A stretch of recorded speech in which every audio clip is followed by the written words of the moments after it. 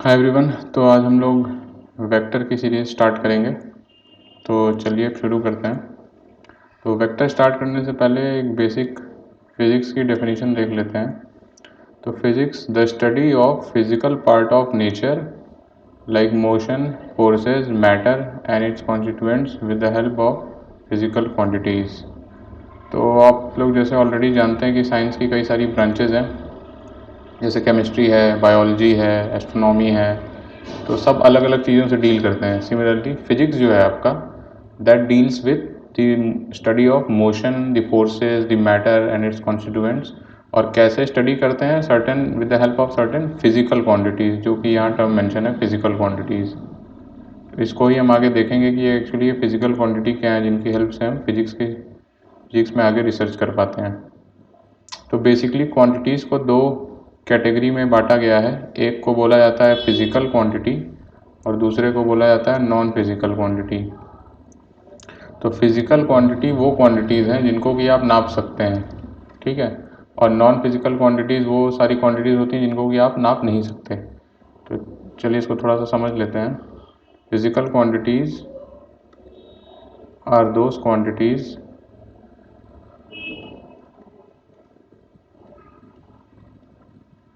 which can be quantified और measured, ठीक है। ऐसी क्वांटिटीज़ जिनको कि आप नाप सकते हैं उन्हें बोलते हैं फिजिकल क्वांटिटीज़। फॉर एग्जांपल जैसे कि एनर्जी आप नाप सकते हैं, distance, time, mass, length, volume, force, speed etcetera. तो ऐसी सारी टर्म जो आप फिज़िक्स में जिनसे ऑलरेडी फेमिलियर होंगे, जिनको कि आप मेजर कर सकते हैं, ऐसे क्वांटिटीज़ को हम फिजिकल क्वांटिटीज़ बोलते हैं। और ऐसी सारी क्वांटिटीज़ जिनको कि आप नाप नहीं सकते उनको हम बोलते हैं non physical quantities. So are those quantities which cannot be measured या quantified। इनके क्या एग्जांपल्स हैं? इनके एग्जांपल हैं जैसे कि एंगर हुआ, सैडनेस, हैप्पीनेस, ग्रीड या अदर जो भी इमोशंस आप कह लें, इनको हम बोलते हैं नॉन फिजिकल क्वांटिटीज़। मतलब कि आप इनको मेजर नहीं कर सकते। अच्छा, तो ये तो हमने बेसिक समझ लिया कि physical quantities, non physical quantities क्या हैं। अब फिजिकल क्वांटिटीज़ में भी तीन ऐसी फिजिकल क्वांटिटीज़ हैं जिनको कि हम कहते हैं कि बेस फिजिकल क्वांटिटीज़। वो क्या हैं? वो होती हैं आपकी मास, लेंथ और टाइम। तो ऐसा कहा गया कि ये तीनों बेस फिजिकल क्वांटिटीज़ हैं और बाकी जितनी भी फिजिकल क्वांटिटीज़ हैं वो इनके कॉम्बिनेशन से बन जाते हैं। ऑलरेडी आपने ये डायमेंशनल एनालिसिस में पढ़ा होगा, जिसमें आप एक टर्म को दूसरे के कॉम्बिनेशंस में लिखते थे, मास, लेंथ और टाइम के। सिमिलरली इसमें भी है। तो आप ये चीज़ लिख लीजिए, other physical quantities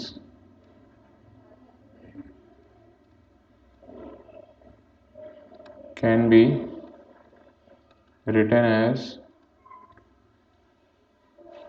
combination of above three base physical quantities।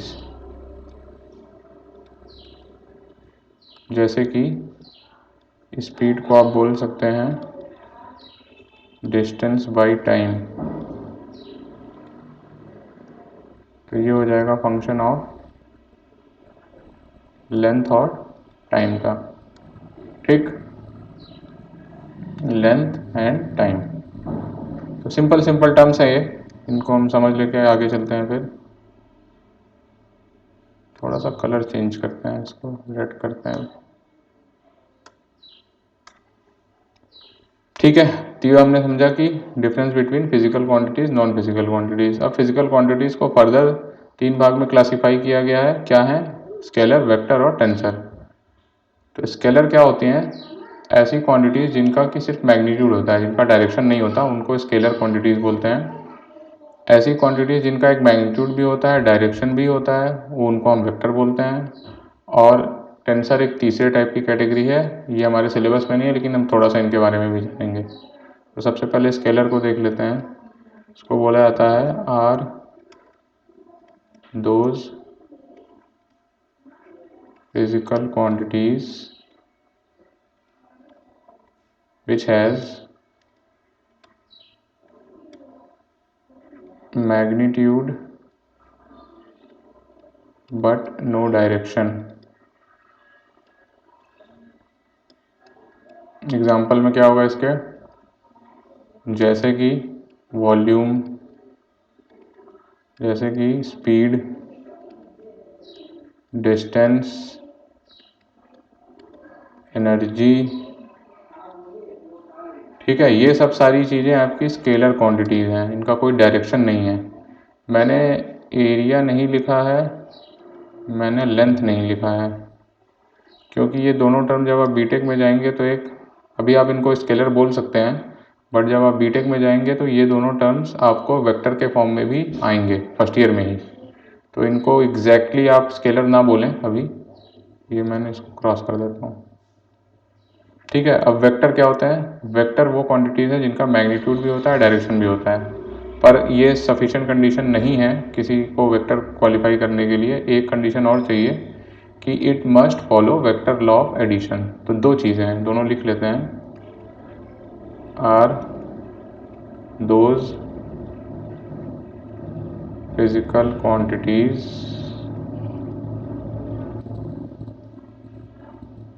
Which has magnitude as well as direction.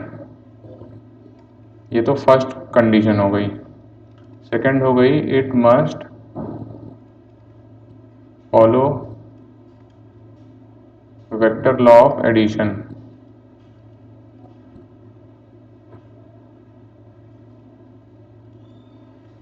जी, हम आगे पढ़ेंगे, आगे के लेक्चर्स में वेक्टर लॉ ऑफ एडिशन क्या होता है। बस अभी के लिए आप ये समझ लीजिए कि सिर्फ मैग्नीट्यूड और डायरेक्शन होना सफिशिएंट नहीं है, उसको एक वेक्टर लॉ ऑफ एडिशन भी होना चाहिए।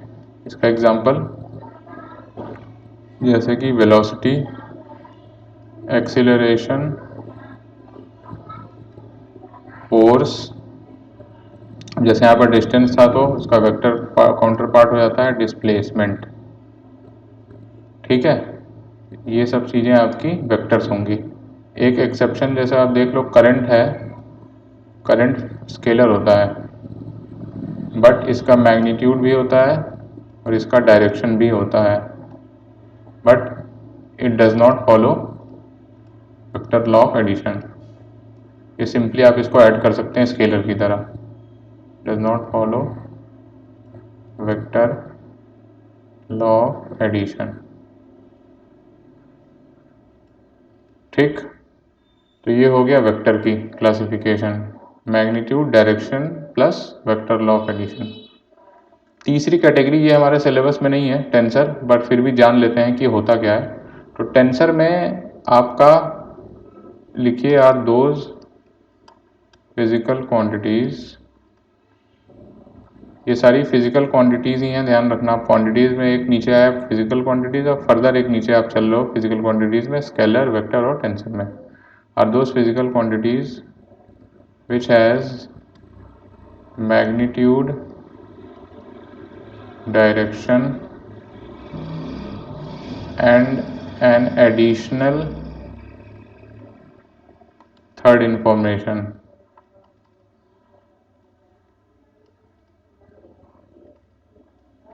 इसका एग्जाम्पल है shear स्ट्रेस। देखो, जैसे कि ये कोई ऑब्जेक्ट है, ठीक है, ये एक्सिस आप x मान लो, वर्टिकल वाली y मानो। तो ये जो प्लेन आप देख रहे हो, let's name it ABCD। Suppose करो इस पे मैंने कोई ऊपर के डायरेक्शन में इस पर F फोर्स लगाया, तो इसकी वजह से F फोर्स की वजह से एक शेयर स्ट्रेस जनरेट होगा टाउ, और ये F फोर्स इस प्लेन पे पैरेलली लग रहा है। इस शेयर स्ट्रेस को बोलते हैं, कैसे डिफाइन करेंगे इसे, टाउ होगा, इसको बोलेंगे टाउ किस प्लेन पे लग रहा है, एक्स प्लेन पे लग रहा है। देखो इस प्लेन के नॉर्मल अगर एक्स जा रहा है, एक्स एक्सिस इस प्लेन के नॉर्मल है, तो इस प्लेन को एक्स प्लेन बोलेंगे। और किस डायरेक्शन में लग रहा है, वाई डायरेक्शन में लग रहा है, तो टाउ एक्स वाई एक शेयर स्ट्रेस डेवलप होगा। तो इसमें देखो आप, इसका एक मैग्नीट्यूड है, इसकी एक डायरेक्शन है वाई डायरेक्शन में, और प्लस एक थर्ड इन्फॉर्मेशन है कि किस प्लेन पे एक्ट कर रहा है। इस केस में क्योंकि x इस प्लेन के परपेंडिकुलर नॉर्मल है, तो इस प्लेन को हम एक्स प्लेन बोलेंगे। तो तीन चीज़ें इससे पता चल रही हैं, इसलिए इसको टेंसर बोला जाता है। ठीक है, ये बस इतना ही जानिए आप, इससे ज़्यादा की ज़रूरत नहीं है, बाकी ये आपके बीटेक में आएगा। अब चलते हैं, अब हमने समझ लिया कि वेक्टर होता क्या है, तो अब समझते हैं कि वेक्टर को रिप्रेजेंट कैसे करते हैं। ठीक है, ओके। तो कोई आपको एक रैंडम पॉइंट दिया गया P, जिसके कोऑर्डिनेट्स कुछ 2,2 हैं इस केस में। ये देखिए कोऑर्डिनेट एक्सिस है, x इधर है प्लस y ऊपर की तरफ है, O ओरिजिन है। P एक रैंडम पॉइंट है जिसके कोऑर्डिनेट्स 2,2 हैं और O ओरिजिन है। आपसे कहा गया कि वेक्टर OP हमें कैसे रिप्रेजेंट करना है ये बताओ। तो वेक्टर OP रिप्रेजेंट करने का सिंपल सा तरीका है, आप एक एरो ड्रॉ करेंगे O से लेके P तक की। सिंपल, O से लेके P तक आप एक एरो प्लेस कर देंगे। तो यही यहाँ पर लिखा हुआ है, देखिए, consider a X Y coordinate system with origin O and point P with coordinates 2, ये 2 ही है, as shown in figure. O आपका स्टार्टिंग पॉइंट है, P आपका एंड पॉइंट है। तो वेक्टर OP को रिप्रेजेंट करने के लिए आप सिंपली एक एरो बनाएंगे O से लेके P तक। Vector OP represented by drawing an arrow from O to P। अच्छा, ये तो हमने एक एरो बना के वेक्टर रिप्रेजेंट कर दिया। अब O जो कि स्टार्टिंग पॉइंट था उसको बोला जाता है टेल ऑफ द वेक्टर, और P जो कि फाइनल पॉइंट है उसको हेड या टिप ऑफ द वेक्टर भी बोलते हैं। इंपॉर्टेंट टर्म्स है, दोनों काफ़ी यूज होते हैं, हेड और टेल। ठीक है, हेड बोलते हैं फाइनल पॉइंट को, टेल बोलते हैं स्टार्टिंग पॉइंट को। ठीक, दिस इज टेल, P को बोलेंगे हेड या टिप ऑफ वेक्टर। आपने एक एरो प्लेस बना दिया O से लेके P तक, वही वेक्टर OP का रिप्रेजेंटेशन हो जाएगा। अब इसको डिनोट कैसे करते हैं, लिखते कैसे हैं, तो आप पहले लिखेंगे वेक्टर OP का जो उसका नाम होगा, देन उसके ऊपर एक एरो प्लेस कर देंगे। यही इसका नोटेशन हो गया वेक्टर का, नोटेशन ऑफ वेक्टर OP। इसको हम पढ़ेंगे क्या, इसको हम सिंपली यही पढ़ेंगे, वेक्टर OP ही बोलेंगे जब OP के ऊपर एक एरो लगा हुआ है छोटा सा। ये बता रहा है कि वेक्टर OP है ये। ठीक है, अब मैग्नीट्यूड ऑफ वेक्टर, तो मैग्नीट्यूड को हम कुछ और नाम से भी बोलते हैं, मॉड्यूलस भी बोलते हैं और मॉड भी बोला जाता है। तो मैग्नीट्यूड ऑफ वेक्टर को उसका लेंथ ही बोला जाता है, length of the arrow representing vector.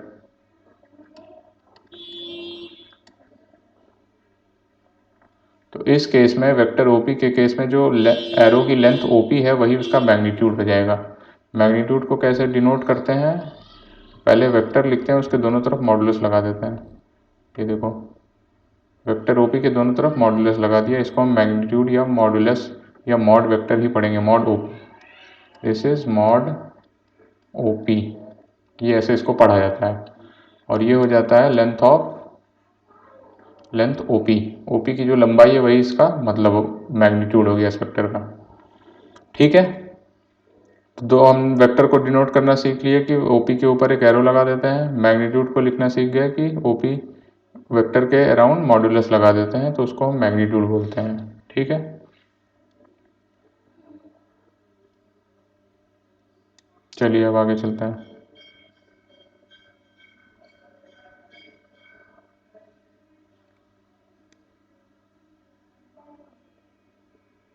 ये था मैग्नीट्यूड का पार्ट। अब आता है यूनिट वेक्टर का पार्ट,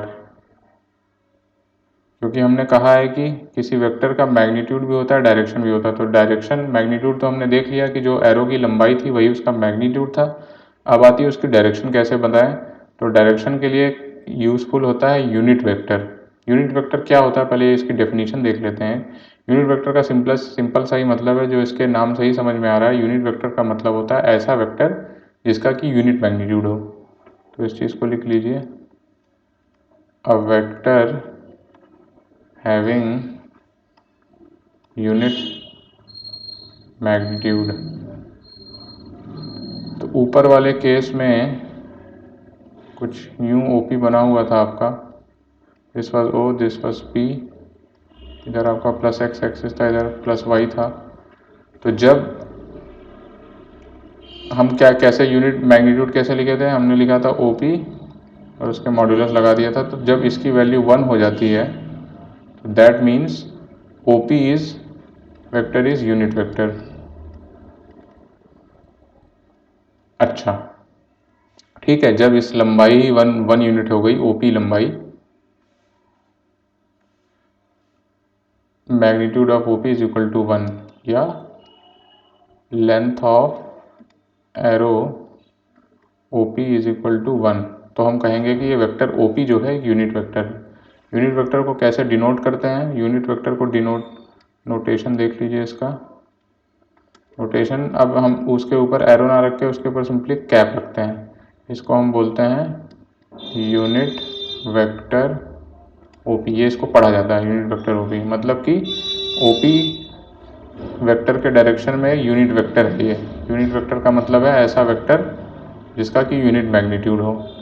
तो अगर ओपी कैप लिखा हुआ है तो आप इसको ऐसे समझेंगे कि ये वाली डायरेक्शन में यूनिट मैग्नीट्यूड का वेक्टर है, ओ से पी की डायरेक्शन में। ठीक है। अब अगर किसी वेक्टर का आपको यूनिट वेक्टर निकालना है, राइट, तो आपको उसका क्या चाहिए कि ऐसा वेक्टर चाहिए हमें कि मैग्नीट्यूड 1 हो जाए। तो सपोज करो आपको कोई एक वेक्टर ओपी दिया है। अगर मैं इसको ओपी वेक्टर को, उसके वेक्टर के दो पार्ट्स हैं राइट, मैग्नीट्यूड एंड डायरेक्शन। तो अगर मैं इसको इसके मैग्नीट्यूड से डिवाइड कर दूं, ठीक है, तो दैट बिकम्स यूनिट वेक्टर। यही इसका यूनिट वेक्टर हो जाता है। अब इसका आप मैग्नीट्यूड निकालने जाओगे तो 1 आएगा। कैसे, ये देखो आप, ओपी इस पूरे का मैग्नीट्यूड लोगे तो क्या आएगा, मैग्नीट्यूड ऑफ ओ वेक्टर, ये क्या होगा,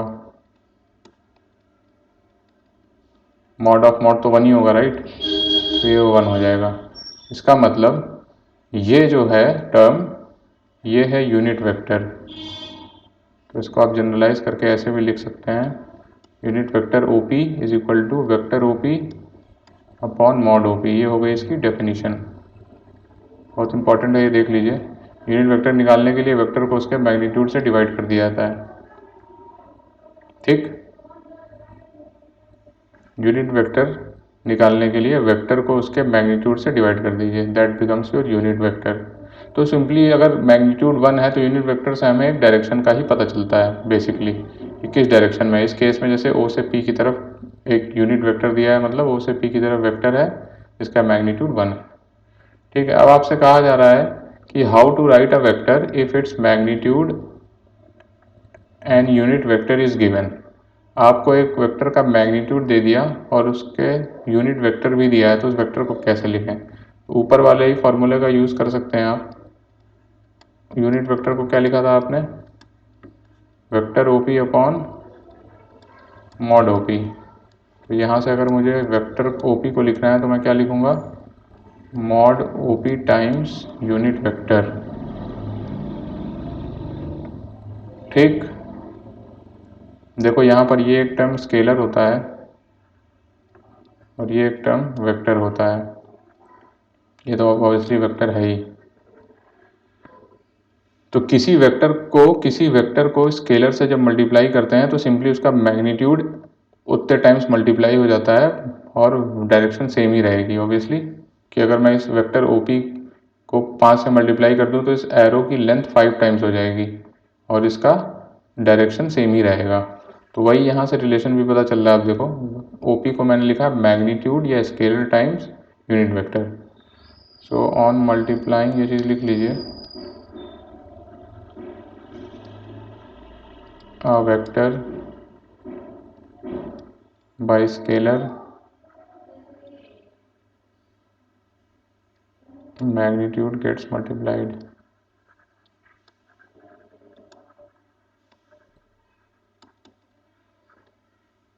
और डायरेक्शन क्या होती है? Direction is same.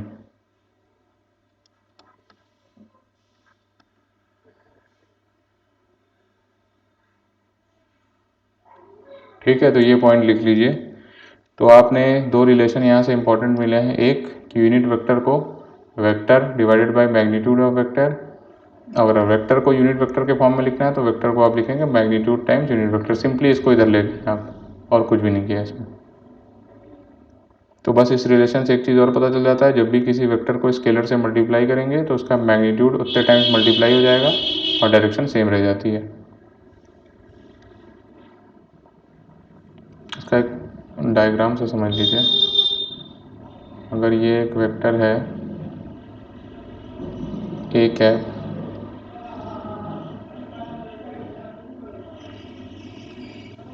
तो ये हो जाएगा 2a कैप। मतलब इस एरो को आप डबल कर दिए और डायरेक्शन सेम रखे। अच्छा, ज़रूरी नहीं है कि आप वेक्टर OP को हमेशा वेक्टर OP कहें, आप इसको कुछ नाम भी दे सकते हैं, जैसे A कैप दे सकते हैं या B कैप दे सकते हैं, आपके ऊपर है, ये भी लिख सकते हैं आप।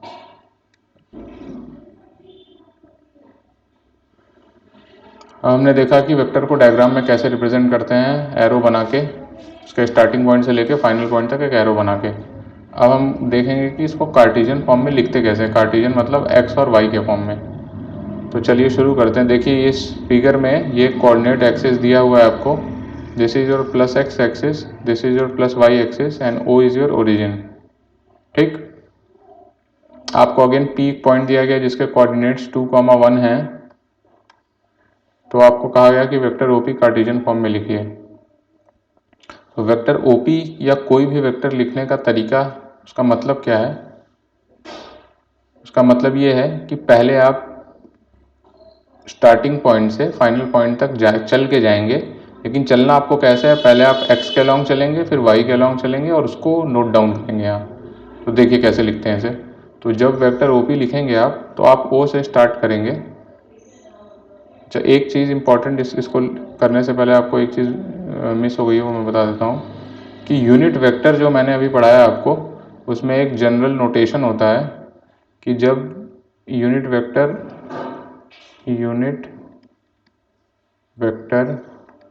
अलोंग कोऑर्डिनेट एक्सिस के अलोंग कुछ स्टैंडर्ड्स हैं, जैसे प्लस x एक्सिस के अलोंग होता है उसको बोलते हैं i cap, plus y axis के अलोंग होगा उसको बोलेंगे j कैप, और प्लस z एक्सिस, अभी हम 3D की बात नहीं करेंगे पर एक जान लीजिए, k कैप बोलते हैं उसे। ये बहुत इंपॉर्टेंट रिलेशन है। ठीक है, unit vector along x axis, देखो ये इस डायरेक्शन में जो यूनिट वेक्टर होगा उसको बोलेंगे i कैप। ये आपका y एक्सिस है प्लस, तो इधर जो यूनिट वेक्टर होगा उसको बोलेंगे j कैप, और जो z की डायरेक्शन में होगा उसे बोलेंगे k कैप। ठीक है, इसका काम क्या है? सपोज करिए आपको कोई वेक्टर बोलता है कि राइट अ वेक्टर जिसका मैग्नीट्यूड 5 है और x की डायरेक्शन है जिसकी, तो आप कैसे लिखेंगे? आप सीधे जाएंगे इस फॉर्मूला पे, vector is equal to magnitude times unit vector. क्या हो जाएगा? 5 टाइम्स यूनिट वेक्टर कितना है? i कैप, यही हो जाएगा। अगर आपको बोलता है कि जिसका मैग्नीट्यूड कुछ 3 यूनिट्स है और डायरेक्शन प्लस y एक्सिस है, तो कैसे लिखेंगे? तो आप लिखेंगे मैग्नीट्यूड 3 होगा, यूनिट वेक्टर इस डायरेक्शन में क्या है? j cap. ठीक, तो i, j और k आपके unit vectors along coordinate axis हैं। i होता है x के अलोंग प्लस x के अलोंग, j होता है प्लस y के अलोंग, और k कैप होता है प्लस z के अलोंग। ध्यान रखिए प्लस बहुत इंपॉर्टेंट है, अगर माइनस एक्स कैप होगा तो यहाँ माइनस आई कैप हो जाएगा, राइट, उल्टे डायरेक्शन में माइनस आई कैप हो जाता है।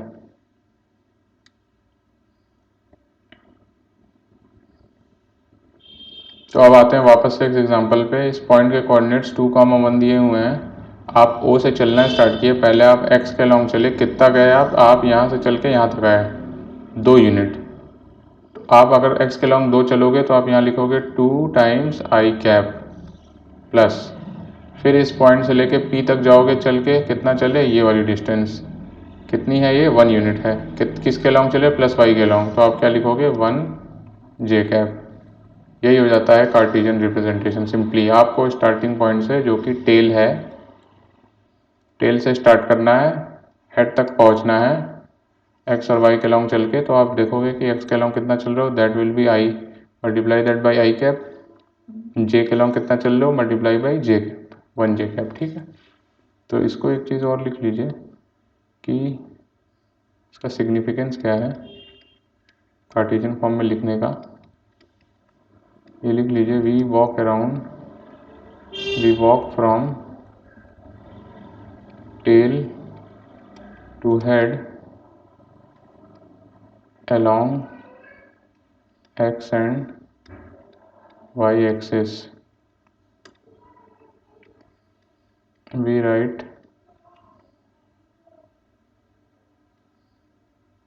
along x units as I cap and along y units as J cap. मतलब कि x के अलॉन्ग जितना यूनिट्स आ रहा है उसको आई कैप से मल्टीप्लाई कर देते हैं और प्लस में y के अलॉन्ग जितना यूनिट्स आ रहा है उसको जे कैप से मल्टीप्लाई कर देते हैं। तो ये होता है significance of writing a vector in Cartesian form. अब दूसरा एग्जांपल लेते हैं। अभी ये पॉजिटिव वाला एग्जांपल, अब एक नेगेटिव वाला भी कर लेते हैं।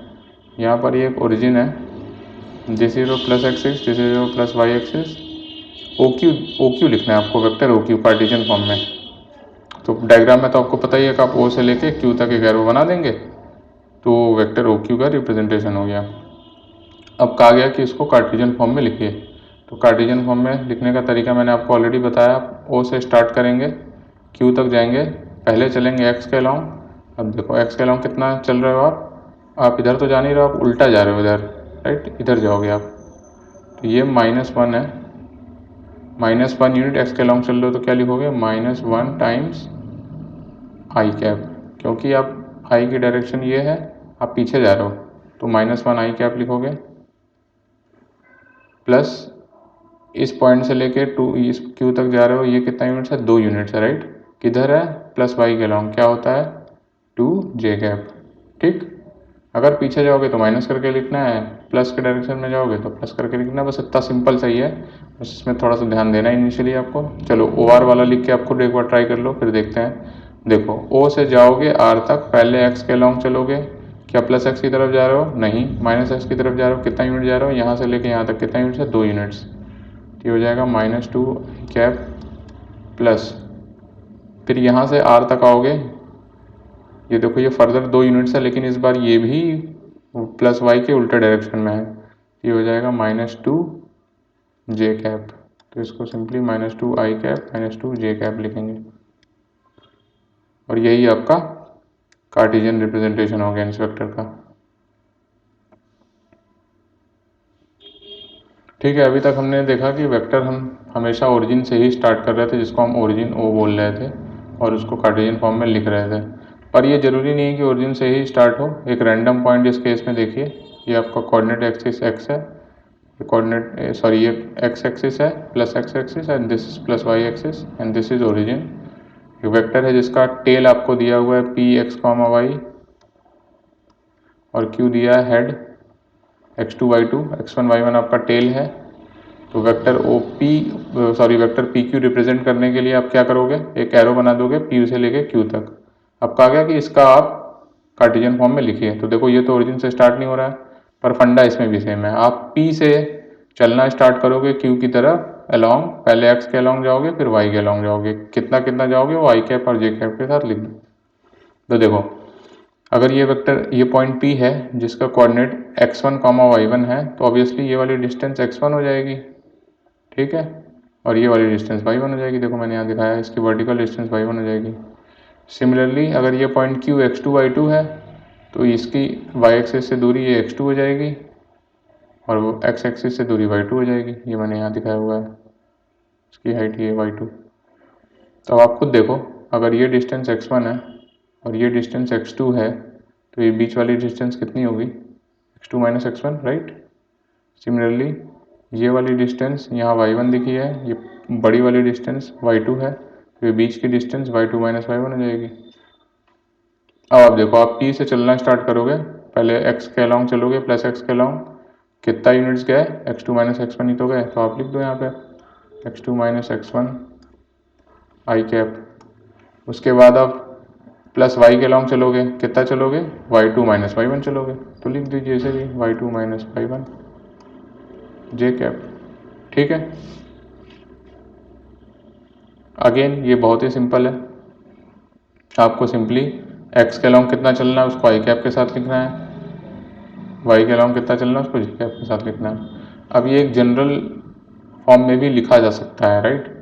तो इसी को जो आप x के अलॉन्ग चल रहे हो उसको बोलते हैं x कंपोनेंट या हॉरिजॉन्टल कंपोनेंट, और जो y के अलॉन्ग चलते हो उसको बोलते हैं y कंपोनेंट या वर्टिकल कंपोनेंट। ठीक है, तो इसको जनरलाइज कर देते हैं वेक्टर पी क्यू। अच्छा, मैं कोई पी क्यू को कुछ नाम भी दे सकता हूँ, राइट। मैं ए वेक्टर भी बोल सकता हूँ पी क्यू को, बस ये आपके ऊपर, आप कुछ भी नाम दे सकते हैं। तो अगर मैं कोई वेक्टर ए लिखूं जिसके कि एक्स कंपोनेंट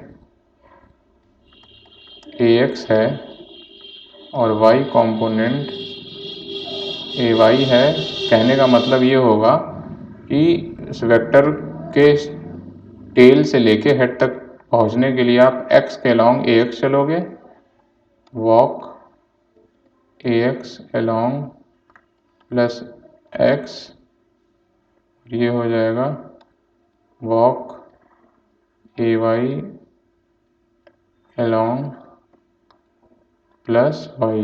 ठीक, तो वेक्टर ए को कैसे लिखोगे आप, सिंपली कितना एक्स के अलॉन्ग चल रहे हो प्लस कितना वाई के अलॉन्ग चल रहे हो, this becomes the general expression of 2D vector.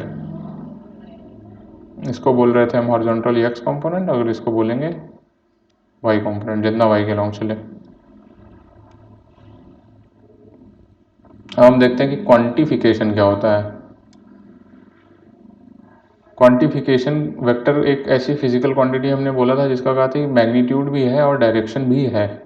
तो मैग्नीट्यूड तो आप क्वांटिफाई करना समझ ही रहे हो, मैग्नीट्यूड स्केलर है, जितना वो नंबर आएगा आएगा, प्लस आपको यहाँ डायरेक्शन भी क्वांटिफाई करना होगा। तो चलिए दोनों देखते हैं।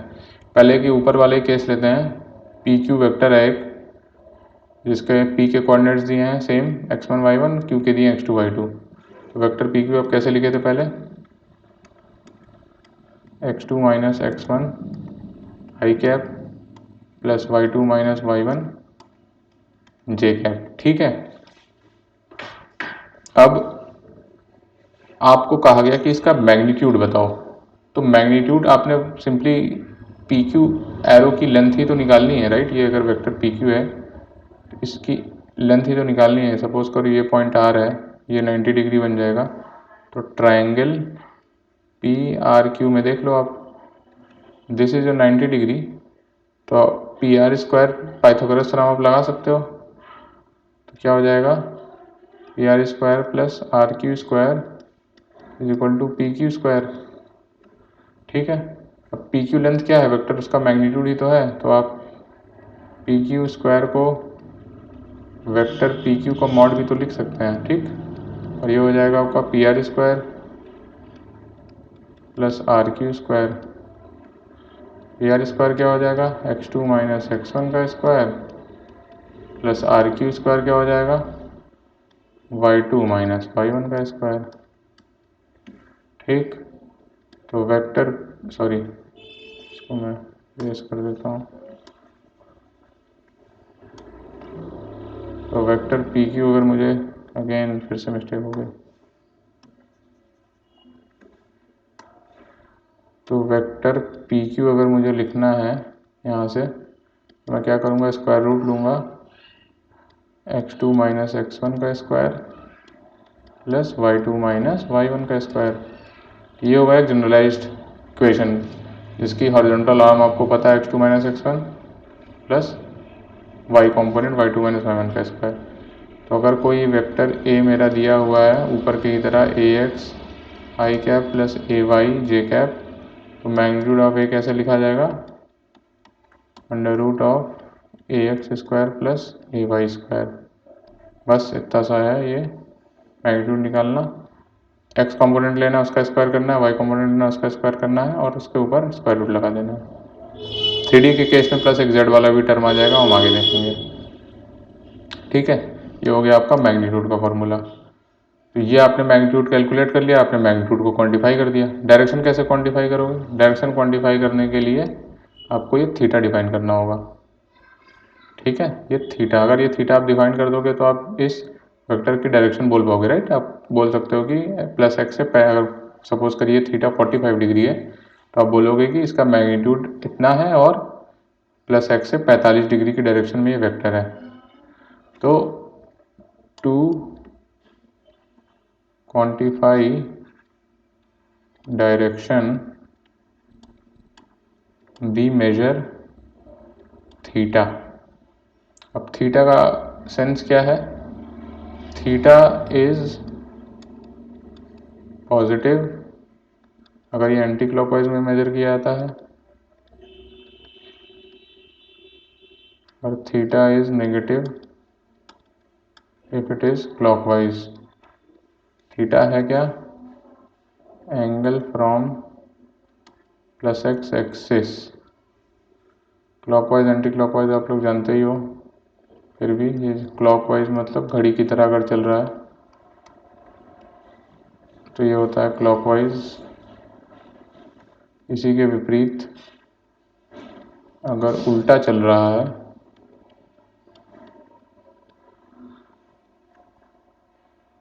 तो ये हो जाएगा एंटी क्लॉकवाइज। इस फिगर में देखिए, आप कह रहे हो कि प्लस एक्स से एंगल, तो प्लस एक्स से एंगल अगर आप ये मेजर इस एक्सिस ये पे यहाँ पे मान लो, ये जो एंगल थीटा है प्लस एक्स एक्सिस से एंगल जो थीटा, ये वाला कौन सा सेंस हुआ, दिस इज एंटी क्लॉकवाइज, यही वाला तो हुआ। तो ये एंगल थीटा यहाँ पे पॉजिटिव होगा। ठीक है, तो आप अगर थीटा मेजर कर लोगे पॉजिटिव आएगा तो आप समझ सकते हो कि एंटी क्लॉकवाइज डायरेक्शन में इतने डिग्री पे है, तो आप उसकी डायरेक्शन मेजर कर सकते हो। अच्छा, टैन थीटा यहाँ पे डिफाइन किया जाता है कैसे, टैन थीटा आप देखो क्या होगा, y2 minus y1 upon x2 minus x1। और ये क्या भी हो जाएगा, ए वाई अपॉन एक्स भी तो हो जाएगा। यही तो था, अगर ए वाई आपका वर्टिकल कंपोनेंट था, ए एक्स आपका हॉरिजॉन्टल कंपोनेंट था, तो टैन थीटा आपका डिफाइंड हो जाता है ए वाई बाई ए एक्स। ये भी एक जनरलाइज टर्म है। टैन थीटा को आप स्लोप भी बोलते हैं, स्लोप ऑफ अ वेक्टर। ठीक, तो हमने मॉड्यूलस निकालना सीख लिया कि उसका एक्स कंपोनेंट का स्क्वायर प्लस वाई कंपोनेंट का square root.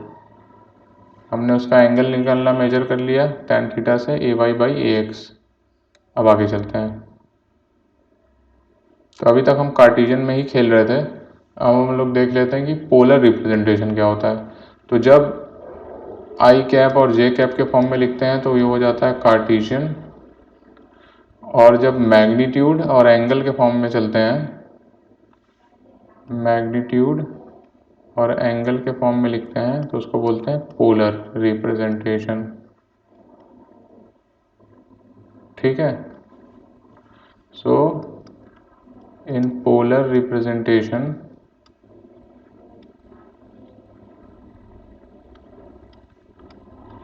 we are given magnitude and angle theta. ठीक, अब आपको पोलर के रिप्रेजेंट फॉर्म में ऐसे दिया होगा वेक्टर, सपोज करिए अब आपको कहा जाएगा कि इसको कार्टेशियन में लिखो। जैसे यहाँ पर एक वेक्टर ओपी आप दिखा रहे हो कैरो से, इसका मैग्नीट्यूड एल है और ये एंगल थीटा बना रहा है प्लस एक्स है, तो आपको कहा जाता है कि वेक्टर ओपी को कार्टेशियन के फॉर्म में लिखने को। कैसे आप लिखोगे, देखो फॉर्मूला फंडा अपना क्या है, सेम है जो हमने पहले पढ़ा है। आप ओ से चलना स्टार्ट करोगे, पहले प्लस एक्स के लॉन्ग चलोगे, कितना यूनिट्स आप यहाँ तक जाओगे, और फिर उसके परपेंडिकुलर जाओगे वाई के लॉन्ग, यही तो होगा राइट। तो अब यहाँ से परपेंडिकुलर ड्रॉ कर दो एक्स पे, इस पॉइंट को कुछ आर बोल दो। तो पहले आप ओ आर चलोगे, फिर आर पी चलोगे। अच्छा, अगर ये 90 डिग्री है, ये थीटा है, ये वाला एंगल जिसका मैग्नीट्यूड थीटा है, ये ओपी का आप कह लो, ओपी वेक्टर का मैग्नीट्यूड एल दिया हुआ है। तो आप ये वाला triangle low, sorry for the drawing, ये नीट एंड क्लीन नहीं है, फिर भी आप समझ लो। ओ आर पी, अगर ये थीटा है तो ये कितना हो जाएगा, एल कॉस ऑफ थीटा ही तो होगा, और ये क्या हो जाएगा, एल साइन ऑफ थीटा। ठीक है, तो वेक्टर ओपी को मैं क्या लिखूँगा, मैं ओ आर चलूँगा पहले, कितना होगा, L cos theta I cap, plus R P चलूँगा, आर पी क्या है, एल साइन थीटा है, L sine theta J cap. ठीक है, हो गया मेरा। This is conversion from polar to Cartesian. इसको आप, ये स्टैंडर्ड फार्मूला है कि अगर किसी वेक्टर का मैग्नीट्यूड एल है और वो थीटा एंगल बना रहा है, यहाँ आपको नहीं पता कि थीटा पॉजिटिव है कि नेगेटिव है, ये जनरल एक्सप्रेशन है, तो आप इसको L cos theta I cap plus L sine theta J cap लिख सकते हैं हमेशा। चलिए देखिए कैसे इस केस में, ये ओ पॉइंट है, ये क्यू है, वेक्टर ओ क्यू है, यहाँ पर ये जो एंगल बना रहा है इसका मैग्नीट्यूड आपको थीटा दिया है, मैग्नीट्यूड। अब आप खुद देखो कि ये प्लस एक्स से ये वाली कौन सी डायरेक्शन है, दिस इज क्लॉकवाइज। ठीक है, दिस इज क्लॉकवाइज एंगल, तो यहाँ पर थीटा जो होगा वो हमेशा निगेटिव होना चाहिए जब आप डायरेक्शन के सेंस में लिखेंगे। ठीक, तो अगर आप ऊपर फॉर्मूला का यूज़ करके लिखें अगर इसको सिंपली, तो आप इसको कैसे लिखेंगे, एल तो एल ही रहेगा, मैग्नीट्यूड इसका एल है मान लीजिए, कॉस ऑफ, अब यहाँ पर ये एंगल माइनस में होगा, अगर इसका मैग्नीट्यूड थीटा है तो इस एंगल को आप बोलेंगे माइनस थीटा, क्योंकि ये क्लॉकवाइज में है, plus L sign of minus theta J cap, sorry यहाँ पर आई कैप मिस हो गया। ठीक है, इस एंगल का मैग्नीट्यूड थीटा है, पर जब आप एंगल लिखेंगे तो डायरेक्शन के साथ लिखेंगे, तो इस केस में क्लॉकवाइज है तो माइनस थीटा हो जाएगा, ये क्या हो जाएगा, L cos theta minus L sine theta J cap. ठीक है, क्योंकि साइन ऑफ माइनस थीटा क्या होता है, sine of minus theta is equal to minus sine theta, और cos of minus theta is equal to cos theta. अच्छा, अब इसको दूसरे तरह से भी आप लिख सकते हैं, अभी ऊपर वाला ही फंडा यूज़ करके, कि पहले आप कितना चले एक्स के लॉन्ग, कितना चले वाई के लॉन्ग। तो देखो, यहाँ से आप एक परपेंडिकुलर ड्रॉ करोगे, पहले ओ से चलना स्टार्ट करोगे, इस पॉइंट को कह लो आर, पहले ओ आर डिस्टेंस जाओगे, तो मैं फिर से लिखता हूँ वेक्टर ओ की को, व्हाट इज ओ आर, यहाँ से देखो R Q O, this is L, और इस एंगल का मैग्नीट्यूड थीटा है, अब यहाँ मैग्नीट्यूड की काम है सिर्फ, तो आर क्या हो जाएगा, एल कॉस ऑफ थीटा, ये हो जाएगा एल साइन ऑफ थीटा। देखो पास वाला हमेशा कॉस में आता है और दूर वाला कंपोनेंट थीटा के साइन में आता है। ठीक है, थीटा के पास वाला जो कंपोनेंट होता है एल कॉस थीटा, थीटा से दूर वाला जो कंपोनेंट होता है एल साइन थीटा, ध्यान रखना इसे। तो मैं ओ से क्यू तक मुझे चल के जाना है, पहले मैं ओ आर चलूँगा, what is O R, L cos theta, तो मैं लिख दूंगा L cos of theta I cap, plus फिर आर क्यू वाली डिस्टेंस चलूँगा। ठीक है, आर क्यू वाली डिस्टेंस कितनी है, एल साइन थीटा, पर किस डायरेक्शन में, प्लस वाई से अपोजिट माइनस वाई की तरफ है, तो मैं minus sine theta J cap लिख दूंगा। ये कितना आएगा, अगेन सेम ही आएगा ये दोनों, तो आप देख सकते हो, या तो आप नॉर्मली फार्मूले में पुट कर दो थीटा को माइनस थीटा तो भी वही आएगा, और सिंपली आप ज्योमेट्री से थोड़ा समझ के अगर लिखो तो भी सेम आएगा। ये ज़्यादा अच्छा है, इससे आपको समझ में आ रहा है आप क्या कर रहे हो, कि first you walk O R distance along plus x and then you walk R Q distance along minus y, इसलिए यहाँ माइनस आ जाता है। ठीक है, तो ये था पोलर से कार्टेशियन में कन्वर्जन। अब एक इम्पॉर्टेंट चीज़ पढ़ लेते हैं कि ट्रांसलेशन ऑफ वेक्टर क्या होता है। मतलब कोई वेक्टर हमें OP दिया हुआ है, हमने क्या किया, इसको कुछ यूनिट्स x के लॉन्ग आगे ले गए, कुछ यूनिट्स y के लॉन्ग आगे ले गए और इस प्लेन में ही, मतलब XY प्लेन में ही इसको ट्रांसलेट कर दिया। तो पता करना है कि हमें वेक्टर का क्या हुआ, क्या ये चेंज हुआ या सेम रह गया। तो देखिए, ये कोऑर्डिनेट एक्सिस दिया हुआ है, O आपका ओरिजिन है, this is plus x axis and this is plus y axis. तो पहले आपको एक OP वेक्टर दिया गया, O को कहा गया टेल, P को बोला जाता है हेड। एक वेक्टर OP दिया है जिसका एंगल थीटा दिया हुआ था, देखो एंटी क्लॉकवाइज बना रहा है प्लस x है तो थीटा हमेशा पॉजिटिव आएगा, और जिसका मैग्नीट्यूड L दिया हुआ है। ठीक, इस वेक्टर को कुछ ट्रांसलेट करके हम यहाँ पटक देते हैं, तो ये बन जाता है O1P1। हमें पता करना है कि क्या ये चेंज होगा या नहीं। तो पहले ओरिजिनल वेक्टर को ही लिखते हैं एक बार। देखो O से P तक एक एरो बना हुआ है जिसका मैग्नीट्यूड L है। तो वेक्टर OP कैसे लिखोगे आप, अभी ऊपर कैसे लिखा था हमने कि अगर L magnitude of theta angle है तो एक बार में लिखना सीखो, L cos theta I cap plus L sin theta J. यही तो लिख रहे थे। ये वाली डिस्टेंस पहले चलेंगे, कितनी होगी, पास वाला एंगल थीटा के पास वाला को निकाल, डिस्टेंस कैसे निकलता है, L cos theta I cap plus ये वाली डिस्टेंस चलेंगे, L थीटा से दूर वाली डिस्टेंस साइन थीटा, तो L साइन थीटा हो जाएगा जे कैप। ये तो हो गया OP। अब मैंने इसको कहा कि ट्रांसलेट करके हम यहाँ ले गए। अब आप खुद सोचो, अगर किसी एरो को उठा के कहीं और रखोगे तो एरो की लेंथ तो सेम ही रहेगी, ठीक है। तो यहाँ पर भी इस वेक्टर का मैग्नीट्यूड तो सेम ही रहेगा L। और रही बात कि ट्रांसलेट करने की, तो आप रोटेट तो कर नहीं रहे हो। अगर रोटेट नहीं कर रहे हो तो ये जो एंगल बना रहा था x एक्सिस से, ये भी सेम रहेगा थीटा, ठीक है। अगर इस एरो को उठा के यहाँ पे रख रहे हो तो एरो तो छोटी बड़ी हो नहीं रही है, तो इसका मैग्नीट्यूड L सेम रहेगा। पर क्योंकि आप एरो को रोटेट भी नहीं कर रहे हो, सिंपली ट्रांसलेट कर रहे हो, तो ये जो एंगल थीटा बना रहा था प्लस x के, वो भी सेम रहेगा। तो O1P1 जो वेक्टर है उसको अगर इस वाली डिस्टेंस, पहले हम O1 से चलना स्टार्ट करेंगे लिखने के लिए। पहले ये L1 डिस्टेंस जाएंगे, तो मैं लिखूंगा L1 आई कैप प्लस ये L2 वाली डिस्टेंस जाऊंगा, मैं लिखूंगा L2 जे कैप। L1 क्या है, थीटा के पास वाला एंगल, अगेन ये 90 डिग्री है, तो L थीटा के पास वाला L1 क्या होगा, L cos थीटा, कितना हो जाएगा, L cos theta I cap. ये वाली डिस्टेंस कितनी होगी, L of sine theta J cap. क्या आया, ये दोनों सेम आया। तो ये चीज़ आप लिखिए कि वेक्टर ट्रांसलेशन पे चेंज नहीं होता है, बहुत इंपॉर्टेंट चीज़ है ये। E अपॉन ट्रांसलेशन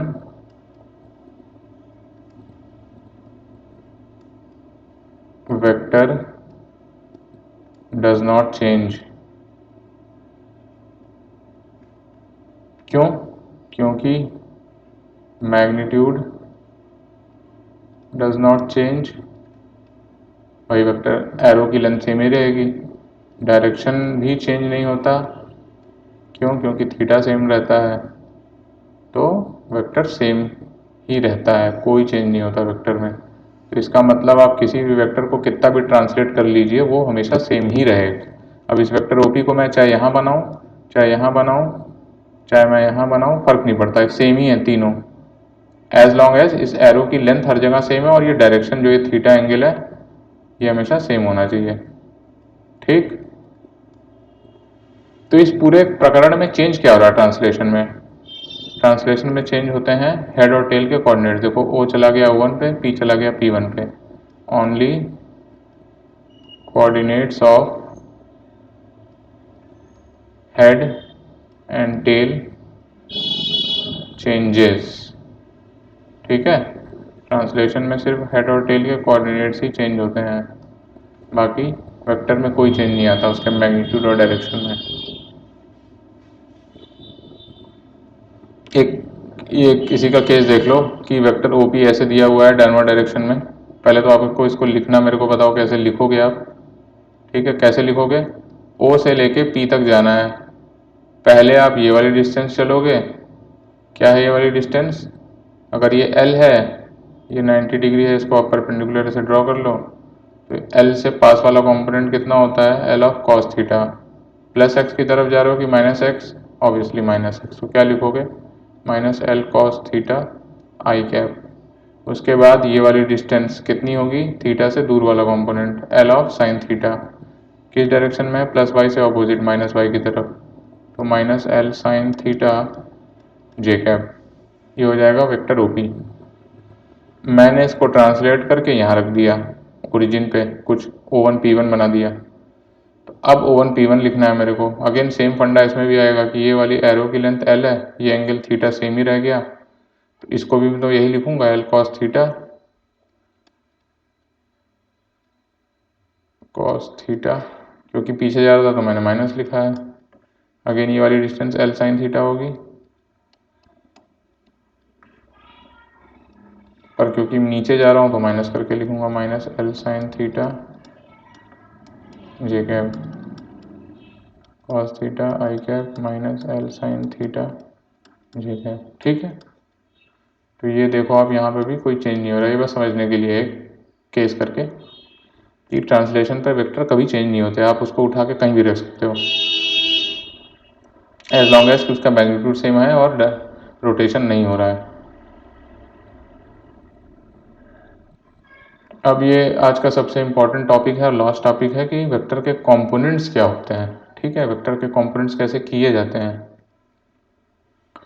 तो चलिए देखते हैं। यहाँ पर आप देखो कोऑर्डिनेट एक्सिस एक अगेन गिवन है, plus x is this plus y is this, और ये ओरिजिन है। आपको एक वेक्टर ओपी दिया हुआ है, एरो बना के ओ से लेके पी तक, ओ को क्या बोलते हो टेल, पी को क्या बोलते हैं हेड। ठीक है, मैंने भी आपको बताया था कि अगर ये वाली डिस्टेंस L है तो इसके ट्रिग्नोमेट्री से आप जानते हो ये हॉरिजॉन्टल वाली डिस्टेंस L cos थीटा हो जाती है और ये वर्टिकल वाली L sin थीटा हो जाती है। ठीक है, तो अगर वेक्टर को वेक्टर के फॉर्म में कंपोनेंट्स करना मतलब ब्रेक करना, कंपोनेंट्स का मतलब होता है कि ये जो वेक्टर है इसका प्लस एक्स के अलॉन्ग क्या कितना एक्ट हो रहा है, प्लस वाई के अलॉन्ग कितना एक्ट हो रहा है। तो जो प्लस एक्स के अलॉन्ग हमने बोला था कि वेक्टर को लिखते समय प्लस एक्स के अलॉन्ग जो चलते हैं उसको एक्स कंपोनेंट बोलते हैं। तो वेक्टर ओपी को अगर मैं लिखूं तो L cos theta I cap plus L sine theta J cap. ठीक है, यही तो लिखोगे आप L sine theta J cap. तो ये जो L cos theta I cap है इसको ही हम बोलते हैं X component of vector, vector OP. और जो L sine theta J cap है इसको बोलते हैं वाई कंपोनेंट ऑफ वेक्टर।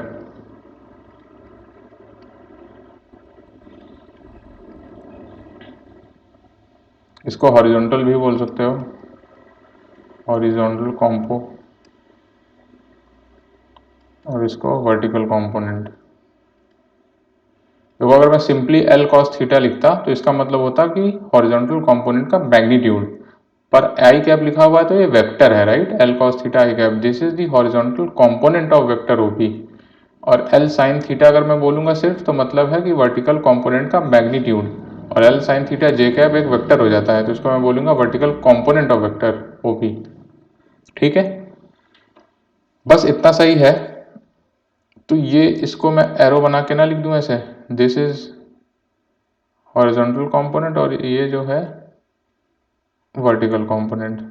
तो बस अब इसमें ध्यान ये रखना है कि आपने ये बिल्कुल सही बनाया है, लेकिन फिजिक्स में बनाते समय इस एरो को यहाँ ना बना के यहीं बनाते हैं, टेल से ही दोनों स्टार्ट करते हैं।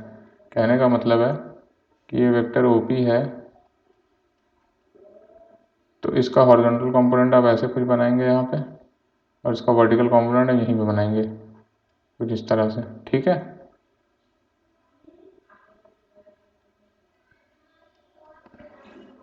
क्योंकि आपको पता है आप इसको ही तो ट्रांसलेट करके यहाँ रख रहे हो, इसको ट्रांसलेट करके यहाँ रख दे रहे हो, ट्रांसलेट करने से वेक्टर चेंज नहीं होता। तो इसको हॉरिजॉन्टल कंपोनेंट है, वर्टिकल कंपोनेंट भी सेम रह गया। इस केस में देखो जैसे ये एफ है, ठीक है, ये एंगल थीटा बना रहा है। एफ मतलब कि इस वेक्टर का मैग्नीट्यूड है, force F, force of F magnitude. तो देखो कैसे करोगे आप, पास वाला कंपोनेंट क्या आता था, एफ कॉस थीटा आता था, तो ये वाला कंपोनेंट हो जाएगा एफ कॉस थीटा, इधर एरो बना दो, और ये वर्टिकल आता तो उसको यहाँ ना बना के यहाँ बनाओगे एफ ऑफ साइन थीटा, दूर वाला कंपोनेंट साइन थीटा। ठीक है, यहीं से बनाना सीखो आप एक बार में। एफ अगर ये दिया है तो हॉरिजॉन्टल वाला एफ कॉस थीटा, वर्टिकल वाला एफ साइन थीटा। ये एरो बनेगा वर्टिकल कंपोनेंट के लिए, ये एरो बनेगा हॉरिजॉन्टल कंपोनेंट के लिए।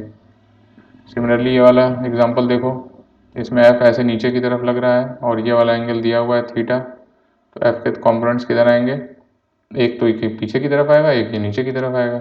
ठीक है, पीछे वाला कितना हो जाएगा, जो पास वाला होता था वो कॉस होता था, तो ये एफ कॉस थीटा इधर की तरफ एरो बना दो, और ये नीचे वाला कैसे, एफ ऑफ साइन थीटा।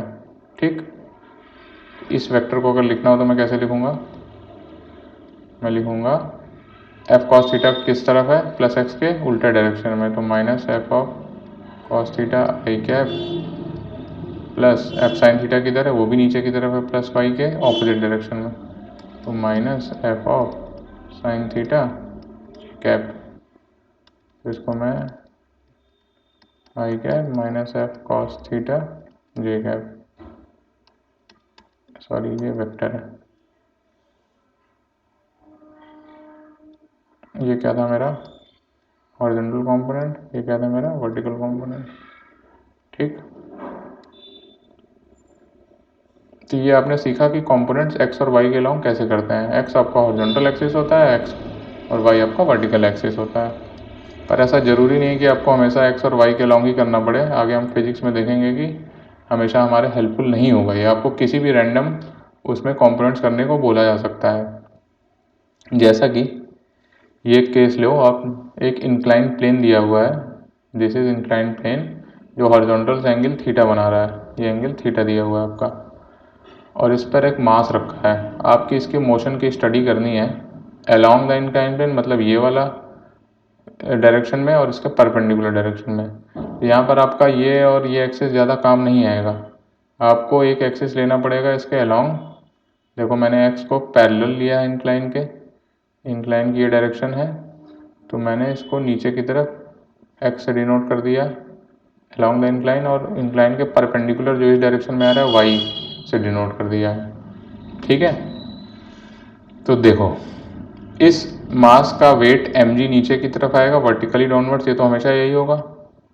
अब ये वाला एंगल जो मैंने इसको थीटा दिखाया, ये थीटा कैसे आया, देखो ये mg एक्ट कर रहा है और ये इंक्लाइन प्लेन था कुछ, इसको अगर मैं ऐसे मिला दूँ तो यही एंगल तो थीटा दिया हुआ था राइट, ये 90 डिग्री बनेगा, वर्टिकली डाउनवर्ड था, ये हॉरिजॉन्टल लाइन थी, तो ये कितना हो जाएगा 90 माइनस थीटा। अब ये इंक्लाइन प्लेन है तो इस पर कुछ एक परपेंडिकुलर डायरेक्शन अगर ये है, ये पूरा वाला एंगल 90 डिग्री है, तो ये जो छोटा वाला एंगल है ये कितना होगा, अगर ये 90 माइनस थीटा है, ये पूरा 90 है, तो ये आपका थीटा हो जाएगा, तो ये तो मैंने यहाँ थीटा दिखाया है।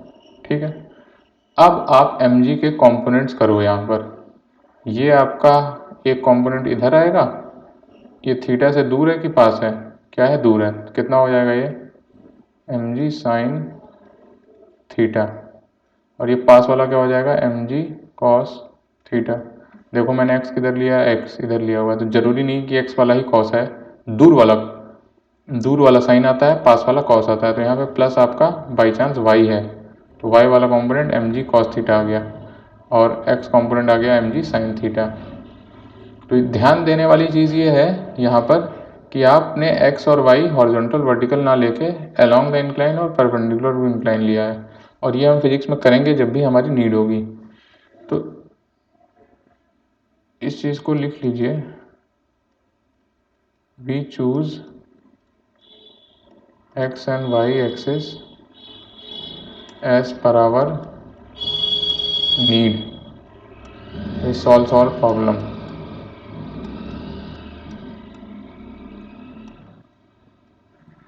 दूसरा पॉइंट ये है कि आप किसी भी वेक्टर को इनफाइनाइट वेज में कंपोनेंट्स कर सकते हैं। फॉर एग्जांपल ये भी हम देखते हैं, जैसे ये वेक्टर f दिया हुआ है, तो मैं इसका कंपोनेंट इधर और इधर इसमें भी बांट सकता हूँ।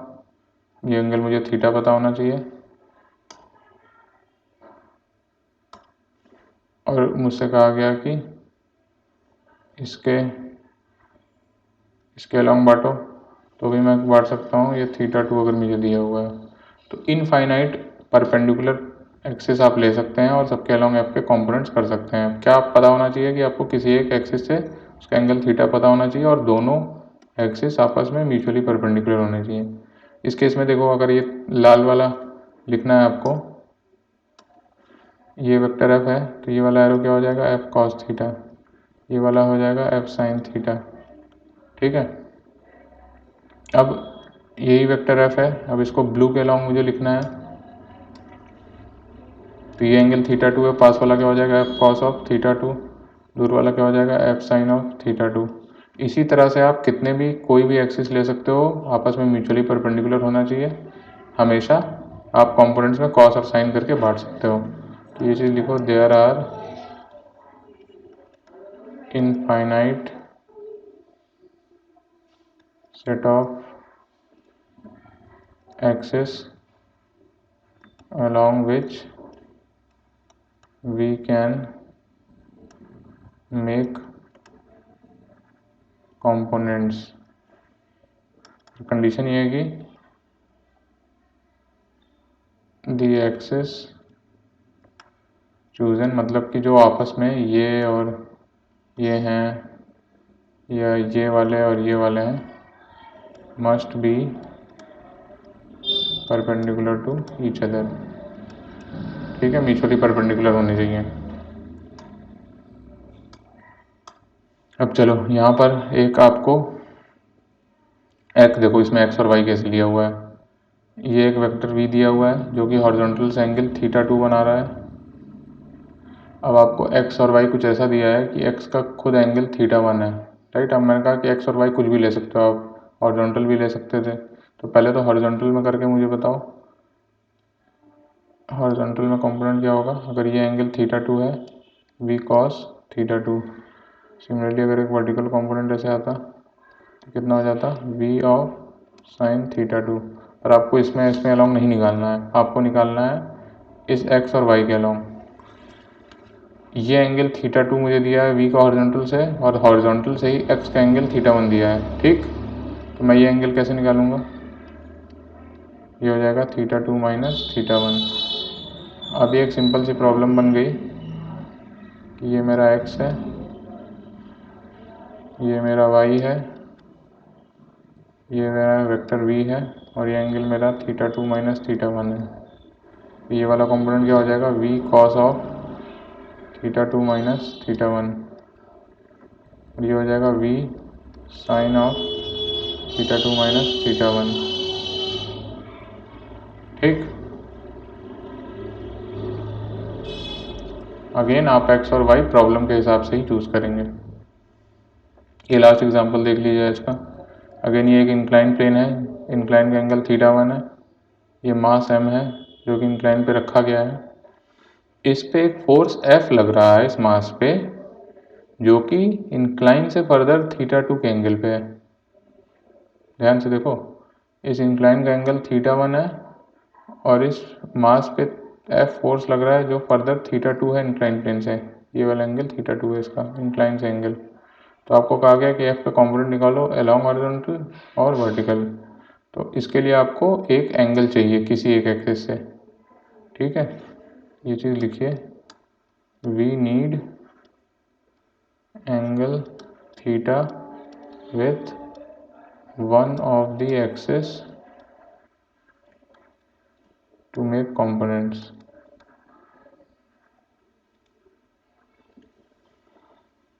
देखो, इंक्लाइन का हॉरिजॉन्टल एंगल कितना है, θ1। ये तो इंक्लाइन है और ये हॉरिजॉन्टल लाइन है, तो ये वाला एंगल θ1 हो जाएगा। और F का एंगल इंक्लाइन से θ2 है, तो ये जो F फोर्स है, ये एक इंक्लाइन वाला ये था और एक ये हॉरिजॉन्टल ये था। तो ये एंगल आपका कितना शो कर रहा है, θ1, ये एंगल θ2। तो हॉरिजॉन्टल से F का कितना एंगल, ये प्रॉब्लम कुछ ऐसे नहीं बन गई, this is F, this is horizontal और ये आपका वर्टिकल है। ये एंगल हो जाएगा θ1 प्लस θ2।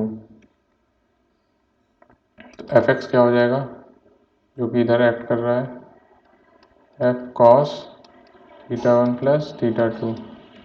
एफ वाई क्या हो जाएगा एफ साइन θ1 प्लस θ2।